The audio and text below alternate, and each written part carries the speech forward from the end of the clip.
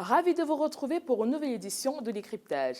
Paul Mpolé, représentant permanent de la RDC aux Nations Unies, est un diplomate de haut niveau spécialisé dans les affaires internationales et les droits de l'homme.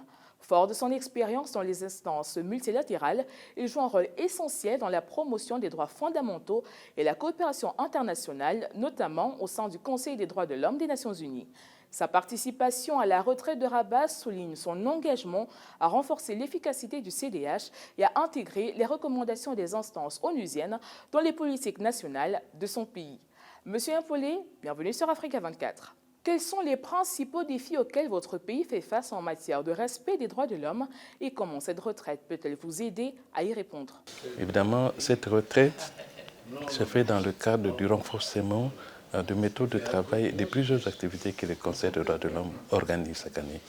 Et en tant que membre élu du Conseil des droits de l'homme, il y a des choses que nous allons essayer d'apporter comme nouveaux membres élus et qui vont absolument être discutées tout autour de ce Conseil des droits de l'homme.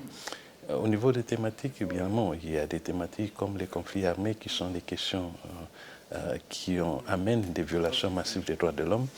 Je viens d'un pays qui connaît plus de 30 ans de conflits armés, particulièrement à l'est du pays, comme vous savez, la République démocratique du Congo. Et ces conflits armés entraînent des violations massives des droits de l'homme. Comment on arrive à concilier ce problème des conflits armés avec le respect des droits de l'homme, comment lutter contre l'impunité dans des situations de conflit. Il y a aussi, si vous connaissez la République démocratique du Congo, un pays qui regorge de grandes forêts. Et si on protégeait ces forêts, on va permettre à ce que beaucoup de pays qui ont des situations de droits de l'homme difficiles à cause du changement climatique puissent absolument être à l'abri des questions de protection de l'environnement et des droits de l'homme. Comment concilier l'environnement et les questions des droits de l'homme? C'est une des thématiques qui nous concerne au plus haut point. Et également aussi les questions de l'accès de femmes ou des enfants ou des filles à l'éducation. C'est un aspect important. L'accès aux soins de santé, c'est une thématique importante. Également la protection des filles et des femmes contre les violences sexuelles. C'est aussi une thématique qui préoccupe bien la République démocratique du Congo.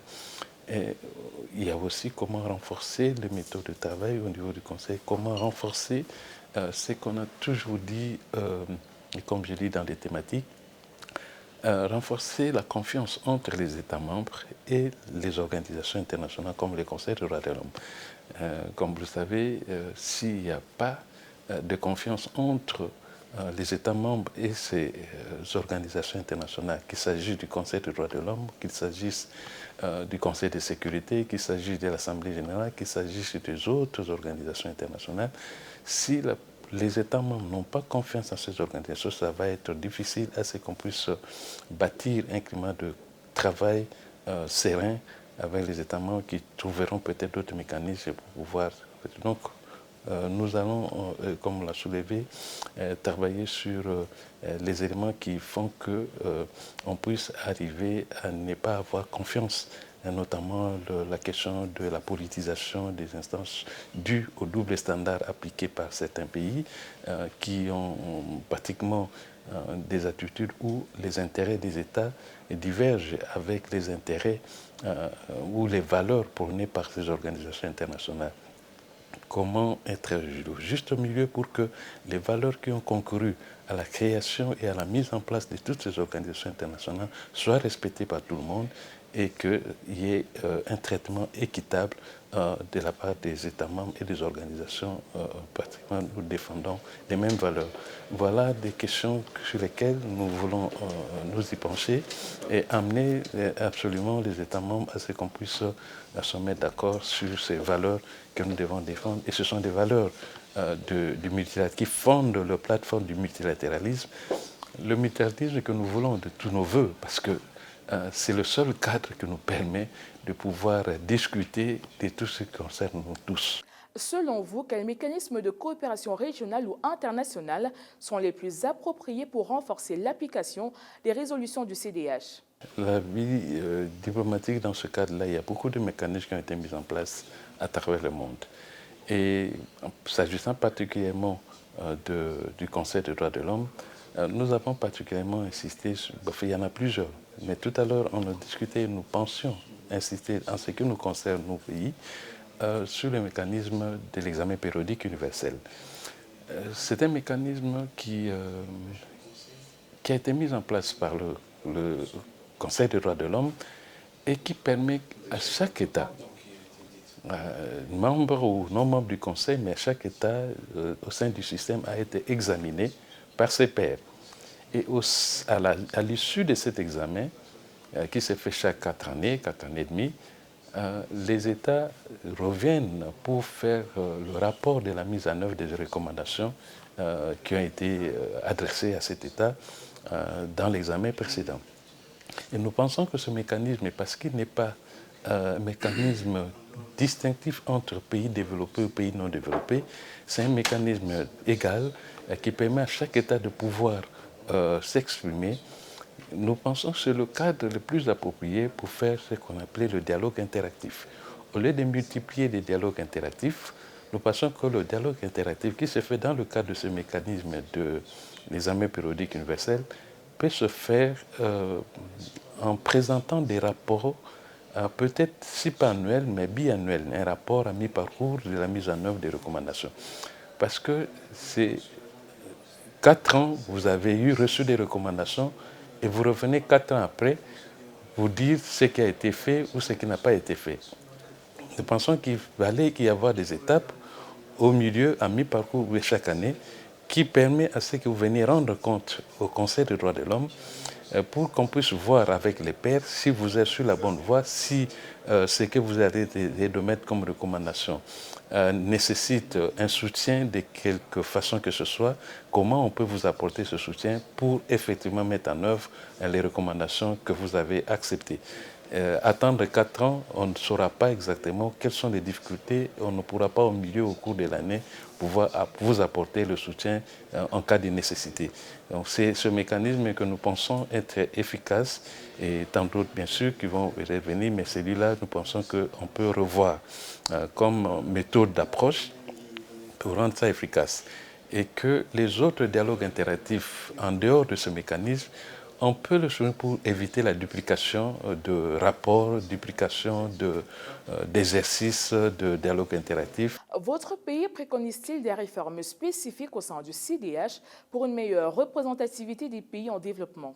Vous savez, la représentativité des États actuellement a été faite sur la base de critères géopolitiques importants. Je pense qu'au stade actuel, s'agissant du Conseil des droits de l'homme, l'Afrique est bien représentée. Si l'Afrique n'est pas bien représentée, c'est surtout au Conseil de sécurité. Et c'est là que nous voulons qu'on puisse changer la représentativité des États africains. Puisque le Conseil de sécurité, c'est là que l'Afrique n'a pas de droit de veto, il n'est pas membre permanent, et voilà. Mais pour le Conseil des droits de l'homme actuellement, mais si il faut avoir d'autres mécanismes de représentativité, il faut revoir dans l'ensemble les décisions qui ont été prises en 2006 lorsqu'on a créé le Conseil. Mais qu'à cela ne tienne, le mécanisme qui a été fait permet à ce qu'il y ait un peu plus d'inclusivité parce que même les États observateurs participent aux travaux du Conseil des droits de l'homme.